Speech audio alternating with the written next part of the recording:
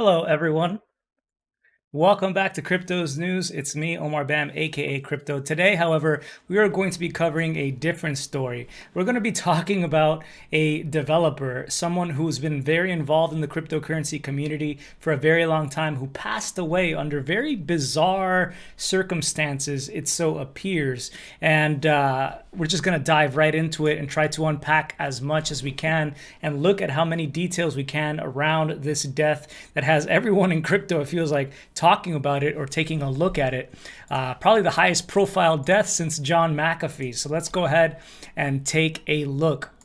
So it started off, at least this was my initial impression of it, was from this account, Craig Sellers, who posted Nikolai Mushegian, 29-year-old stablecoin innovator, BitShares contributor, DAI architect, MakerDAO co-founder, which is the biggest DeFi project of all time, if not the original one, has died in San Juan, Puerto Rico, 5 days after MakerDAO community approves custodian partnership with Coinbase. Rest in peace, Nikolai. Some of you might remember this story because I did cover it when it came out. It was talking about how MakerDAO, which is this big platform that issues a stable coin called DAI that was, again, supposed to be decentralized. It was created by Nikolai Mushegian, the gentleman who passed away at only 29 years old. It is now increasingly becoming more centralized, including with having a lot of those DAI stable coins being parked at Coinbase, and Coinbase would be generating a yield and paying that to the MakerDAO platform, basically 1.5%. So we talked about that news. This isn't something it looks like that Nikolai was even very happy about. For example, Greg D. Prisco, a builder, he says that he's basically connecting DeFi to TradFi with his AJNAFI company, development or former head of business development at MakerDAO. He had posted that this was not a big deal, Coinbase and the marriage of Coinbase and Maker, when he had said the majority of DAI is already backed by USDC, since USDC can be used to issue DAI with Maker. So it doesn't matter whether, and USDC is quite centralized is the whole point. It doesn't matter whether it's at Coinbase or in Maker, it's already centrally controlled. Therefore, this is an objective improvement as it's letting Maker earn more yield by taking the exact same risk. Nicholas Mushegian, this is his account, Delete Shitcoin, wrote, "It's not the same risk." And I totally understand what he meant there. But anyway, this is a tweet that has everyone up and creating quite a storm, because the day that he passed away, that we basically found out on the 28th of October that he had passed away, he had tweeted this within 24 hours. CIA and Mossad and pedo elite are running some kind of sex trafficking, entrapment, blackmail ring out of Puerto Rico and Caribbean islands. They are going to frame me with a laptop planted by my ex-girlfriend who was a spy. They will torture me to death. So you can imagine why everybody was like, whoa, when it came out that he had passed away shortly after publishing this tweet. So this is him right there. Unfortunately passed away at a very young age. Looked like a very young guy, but he was, again, 29 years old. He passed away in San Juan, here we go again, San Juan, Puerto Rico, in the Condado region. This is the original news article that I found by El Nuevo Dia, which had published this. It talks about how he passed away on that Friday, after being pulled by currents at the marina in the beach behind the hospital Ashford in, yes, the Condado region of San Juan, Puerto Rico, where he lived. It was confirmed that he was a resident, and this was the death was confirmed by the police in the region. So Nikolai had been working on quite a lot prior to his death. He had been, again, involved with MakerDAO, although he had stopped contributing back in 2018. As it says here, he worked on Maker from 2015 to 2018. He was actually the technical co-founder. So the founder of MakerDAO MakerDAO, which was a project that was in development even before Ethereum came out. They were basically ready to launch on Ethereum when Ethereum finally released. But he was on there since the beginning, as you can see here, being the technical lead behind MakerDAO with Rune Christensen at the head. He worked on Balancer, one of the most popular DeFi applications also of all time. He worked on BitShares, which was the predecessor of Steemit that eventually became Hive. It was basically the first kinds of stable coins, the first kind of decentralized exchange that we saw really available. He worked on Rye, a stable coin that I even hold some very small balance of somewhere, which has its own way of being stable, but not necessarily to the US dollar. So worked on quite a lot, this very brilliant individual. But he didn't seem to be the biggest fan of central banks, which makes sense considering he was working on decentralized finance, right? So like this was something that he had posted on August 12th, 2022. He had found this text generator that uses some sort of AI, like you might see like GPT-3 models. This is a different one. It's called OPT-175B. Warning, this model might generate something offensive. No safety measures are in place as a free service, because we know sometimes that these text generators can say racist things sometimes and they can get a little bit weird. But anyway, he gave it a prompt. He wrote, "How to escape the central banking cartel's debt slavery, step 1." And then he let the AI finish out the rest. And this is what the AI wrote, which is fascinating, right? Step 1, don't borrow money from the central banking cartel. Step 2, don't buy their debt. Step 3, don't use their currency. Step 4, don't pay their taxes. Step 5, don't work for them. Step 6, don't vote for them. Step 7, don't support them. Step 8, don't allow them to use your property. Step 9, don't allow them to control your life. And step 10, don't allow them to dictate your future. Step 11, it escalates. Don't allow them to exist. Wow. So, I mean, considering that this was a prompt, you can see he wasn't the biggest fan of the way the central bank schemes currently exist. And so he was most recently working on a project called Rico. This is on CoinDesk, on an article that came out. Rico, a free-floating, decentralized stablecoin system that aimed to be the spiritual successor of DAI, which comes out of Maker, and designed in a way that DAI was originally intended without compromises. Considering how perhaps it's been captured already by centralized forces, of course. He was working to try to fight that. He was even someone who was quite charitable. He had donated $1.3 million in 2020. You can see here in this article on BlockFi, to Carnegie Mellon University, his alma mater for DeFi research. It says here he was trying to set up a research program for DeFi. He was very concerned about the increasing rent-seeking behavior from some of the big players in the space and also from existing banks and tech giants. He was worried, for example, that someone might try to patent Uniswap, a very popular DeFi application, automated market maker or trading platform, really.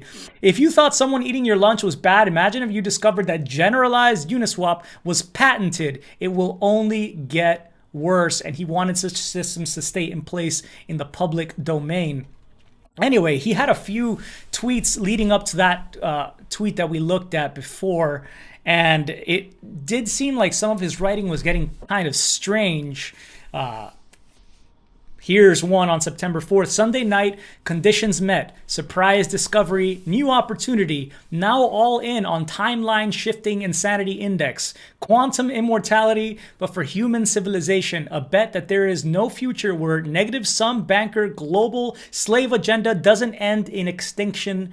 Wish me luck. And then cryptically posted this, if it wasn't cryptic enough. 3 possible futures for me, he wrote. 1, suicided by CIA. 2, CIA brain damage slave asset. Or 3, worst nightmare of people who effed me up until now. I'm sure these are the only options. So basically 3, he wins in his fight against them, or he gets killed by them, or becomes some sort of brain slave to them. So this was over a month, almost 2 months before his untimely demise. And then he tweeted this about a month later, September 24th. Imagine how evil someone has to be to transform me from an anti-state crypto anarchist of 12 years to someone who prays to God to guide the top of the food chain, national security feds, and their ancient karmic laws of banking handlers to come demolish this Illuminati roleplay circle jerk. Notice how little punctuation there is, unfortunately, there, and how it just seems almost like a strange rant, but very interesting. And then that led up to the tweet that we looked at before. CIA and Mossad and pedo elite are running some kind of sex trafficking, entrapment, blackmail ring out of Puerto Rico, where he resides, and the Caribbean islands. They are going to frame me with a laptop planted by my ex-girlfriend who was a spy. They will torture me to death. And someone had actually even found a picture, which unfortunately I couldn't find right now before this. I saw it a while ago, but I couldn't pull it back up, of how he had claimed the CIA had infiltrated his house and tried to take down his security systems and pulled it out of a wall. He had posted a picture of what looked like to be some sort of damage. So I guess it is possible someone was going after him, although I'm not entirely sure what's going on here. Kevin Swenson had his own suspicions here. RIP, the author of this tweet is now dead. Also, intelligence agencies can now detect your brainwave signature at a distance remotely and extract neural data, but that's a topic that won't be discussed by the public for another decade or more. Yeah, I've seen no proof that they're in fact using that, but I've always heard like intelligence agencies generally have technology that's 20, 30 years ahead of what the public has heard about or is available commercially or something like that. So I guess it's somewhat possible. But it does remind people of what went on here with John McAfee, right? Because John McAfee got potentially suicided or suicided himself or whatever, but he had written this tweet prior to that in 2019, getting subtle messages from the US officials saying in effect, "We're coming for you, McAfee. We're going to kill yourself. I got a tattoo today just in case. If I suicide myself, I didn't. I was whacked. Check my right arm."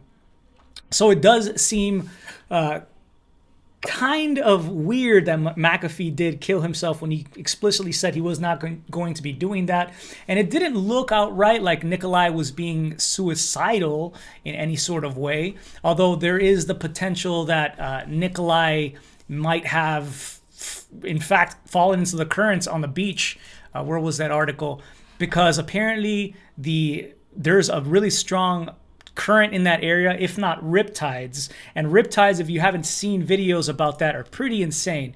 Riptides can basically pull you under and just, it's an easy way where a lot of people drown. And in San Juan, a lot of people do pass away, unfortunately, due to, and tourists I hear a lot, because they don't respect how the water is. So it could have been the case that maybe he was delirious or something and ended up in the water and got dragged under and drowned because of that. So there's all sorts of speculation exactly about what is happening here on the cryptocurrency subreddit. So this account here, I Will Kill Putin 2022, wrote, "This isn't totally suspicious in the least bit. Either two options. He's right. In other words, he was being chased, maybe for trying to disrupt the central banking cartel, maybe for creating parallel systems, and those who are building parallel systems to try to disrupt the central bankers are trying to do are currently being targets as some sort of intel operation where they're being taken down. So maybe he's right that he was being hounded, right? Or he did some messed up shit and then said this to make it look like it wasn't him and then killed himself. So a lot of people are now suspecting that maybe he was involved, Nikolai, in some shady stuff. Maybe he had some shady stuff in his laptop, for example, that he said was going to be planted.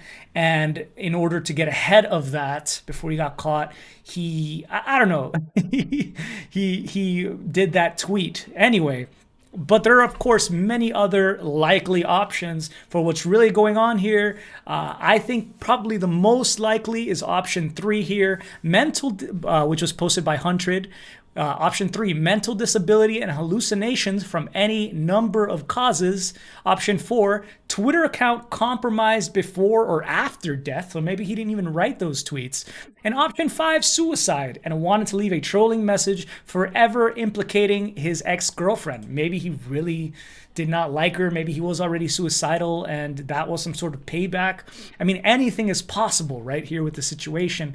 But the reason I think it's likely that it could be this is because I had gone through a similar kind of situation myself back in like April. I deleted my entire YouTube channel because of it. I ended up, as I've said several times, on the street, completely lost my memory. It was really weird getting even back to reality because I couldn't remember my passwords, crypto passwords. I couldn't remember anything. I could barely remember my own name because of just the state that this takes you into. But anyway, here is psychosis, which is, I think, possible that he could have been entering into, maybe some sort of mania that led to it. Psychosis is an abnormal condition of the mind that results in difficulties determining what is real and what is not real. Symptoms may include delusions and hallucinations, among other features. Additional symptoms are incoherent speech and behavior that is inappropriate for a given situation. There may also be sleep problems, social withdrawal, lack of motivation, and difficulties carrying out daily activities. Psychosis can have serious adverse outcomes. I haven't heard from anyone who was close to him to understand if his behavior had been changing, but it's totally possible. As with many psychiatric phenomena, psychosis has several different causes, so it's not just one reason that it's caused. A lot of people are saying right now that it is schizophrenia. It could be. It could include mental illness such as schizophrenia, schizoaffective disorder, bipolar disorder, sensory deprivation. I did not know that one. And in rare cases, major depression, psychotic depression. Other causes can include trauma, sleep deprivation, some medical conditions, certain medications, drugs such as cannabis, hallucinogens, stimulants. There's also postpartum psychosis that can occur after giving birth. I think that's probably not likely in this case. But anyway, the neurotransmitter dopamine is believed to play an important role. Acute psychosis is considered primary if it results from a psychiatric condition and secondary if it's caused by a medical condition or drugs. The diagnosis of a mental health condition requires excluding other potential causes. Testing may be done to check for central nervous system diseases, toxins, or other health problems as cause. It's unlikely that he got some sort of diagnosis, of course. Treatment may include antipsychotic medication, psychotherapy, and social support. Early treatment appears to improve outcomes. Medication appear to have a moderate effect. Apparently, this is what's crazy to me. In the United States, about 3% of people develop psychosis at some point in their lives. And oftentimes it can be acute. It's not something like, for example, when I had a similar situation, it never had happened before and it has not happened afterwards. It was literally just acute. But it seems to happen to quite a lot of people. But anyway, it's unfortunate that this went down. We don't know exactly what happened here. Was the CIA going after him, or some sort of government, or some sort of banking cartel because of what he was building? Maybe he was about to break ground in something that would be even more revolutionary and less capturable than Maker. That is totally possible. And it's also possible that he had some sort of mental health problem. We can't necessarily rule that out. And it escalated to the point where he just might have been on the beach and underestimated the waves, and he had not control of his mind or his body maybe, and got dragged under. Either way, really, really sad. And here's some of what we're hearing from the community right now. Rune, who was the other co-founder of MakerDAO, wrote, Nikolai was one of the only people in the early days of Ethereum and smart contracts who was able to predict the possibility of smart contract hacks. He had called out the DAO. So you remember the DAO, which originally launched like shortly after Ethereum, and it blew up. People investing in it, thinking that it might change the world, proposals, treasury systems getting paid out. And then there was some sort of hack where someone was able to siphon so much money out of it, and resulted in Ethereum forking into Ethereum Classic. But anyway, the re-entrancy attack that was used in order to continue to siphon money out of the DAO was found by Nikolai here. So he was one of the only people in the early days of Ethereum and smart contracts who was able to predict the possibility of smart contract hacks and invented the security-oriented approach to smart contract design we know today. Maker would have been toast without him. And someone who I've respected in the space, had on my show before, he had this to say: "This is so sad," wrote Griff Green. "Nikolai was a legend. Few had as much impact on the development of DeFi as he did. Founded MakerDAO, Balancer, coded up Wrapped ETH, WETH, and so much more. The second order effects of his work are unfathomable. He will make the Ethereum Hall of Fame one day." Here is Nikolai speaking in 2015, November 9th through November 13th in Gibson Hall, London at DevCon 1, talking about DAI and Maker, initially pegged to the SDR. That's changed quite a bit. Collateralized in excess, eventually trust free. Fortunately, didn't go in that direction. I think he was quite bummed about that. And it's, I think, deeply unfortunate that he will not be able to continue his work for the rest of us. But anyway, just wanted to cover this story. I thought it was really interesting, and I wanted to commemorate and dig more into that. So I was reading more about that today. Wish to share that with you. Let me know your thoughts. Was there some sort of strange other factor that I might have missed here that you found related to this that could lead us to really understand what happened here? Do you have any sort of supposition as to what went on here? Maybe you even knew him. Did you get a chance to interact with him? I'd love to know in the comments down below. Please share the video, get it out there, and I hope you all have a fantastic day. Take care, everyone. Much love and stay cryptic. Peace.